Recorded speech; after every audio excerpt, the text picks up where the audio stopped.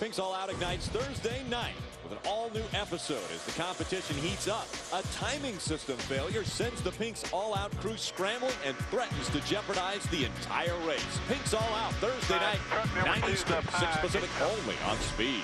See the two truck of Jack Sprague slowing down on the high side of the racetrack.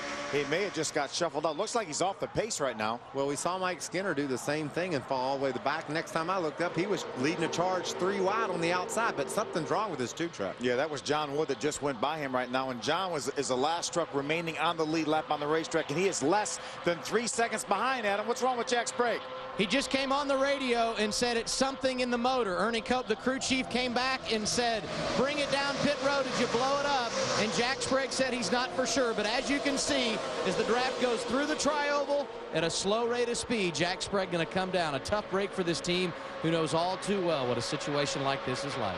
All of a sudden, the team, the 33 team, his teammate is thinking, that's the motor. I wonder if our motor. Yeah, what just happened there? Exactly. Let's have as much information as we can get as to what may have just happened with our teammate. We can't do anything about it, but it'll make us feel better if we understand exactly what went wrong. Maybe an isolated incident or something like that. You see, there's Mike Wallace continuing to work the high side. Jason White, gunbroker.com, Dodge in the middle of the racetrack.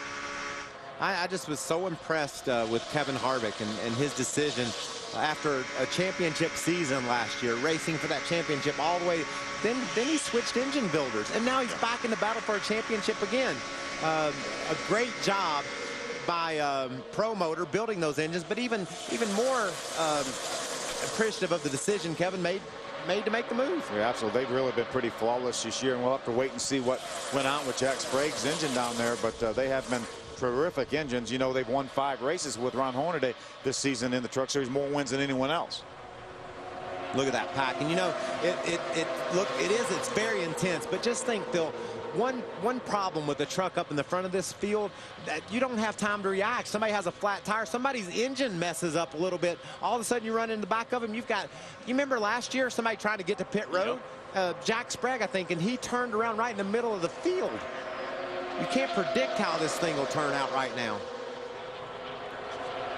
So out in front, we've got Eric Darnell and Colin Brown, his teammates. That Toyota of Todd Bodine, who has gone to victory lane at this racetrack, running in the 3rd spot. Now remember, the 6 driven by Mark Martin a year ago went to victory lane, and now Todd Bodine following 2 years ago, and Todd Bodine following him. So obviously those 2 trucks have figured out this racetrack. Adam Alexander, what's going on with Todd Bodine? He is crying help on the radio. He said simply he can do nothing with the guys in front of him, talking about the Fords of Eric Darnell and Colin Brown. And then he came back and asked, where's Mike Wallace? That would be his teammate for the race. And as you guys have documented multiple times, that 9 truck doing what he can to get to the front and join his teammate. Right now, Mike Wallace is being shown back in the 22nd position.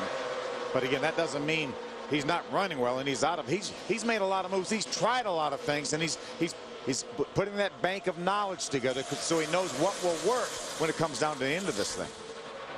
And that's what I like. You know, instead of just riding around on the bottom, logging laps, there's some guys that it's good that they're doing that. Obviously, Darnell, Braun, Todd Bodine, they've got it made right now. But if I'm 10th, 11th, I'm going to get out and mix it up a little bit and figure out how I'm going to be able to make a move later on. We're hearing that NASCAR is looking into, well, we might have a little debris on the racetrack there, but NASCAR is looking into one of the teams they believe doesn't have a side window, and that's one of the requirements when you come to a super speedway, that they have the passenger side window. And it sounds like they're looking at these trucks to make sure that all of them have the side windows, and now our second caution has come out. Yeah, the debris we saw over there on the backstretch there, that's a piece of bodywork right there. Looks like off maybe one of the blue trucks, maybe Brendan Gaughan. We're getting a report that it's the 81 of Landon Castle. Look at the very back of this line right here, this back of this lead lap line. Flew off here of the inside line. You'd have to think maybe that resulted from, and hit by another truck. Knocked away. Is that Jack Sprague? It was Jack Sprague. Knocked way up in the air. You have to think that maybe that's a result of some bump drafting. Guys trying to push another guy along, broke his back bumper off. So debris off of one of the race trucks. It looked like maybe it might have been one of the circle bar trucks, was maybe Rick Crawford or Brendan Gaughan. There's Brendan's truck right there. We don't know if that was it. Now the 81 of Landon Castle also has some blue on it. There's the 59 right there. We think it might be the 59 that lost the side window. Okay, that's up. That's him up about 3 on the inside. That wasn't a side window, but it was definitely something off of that truck.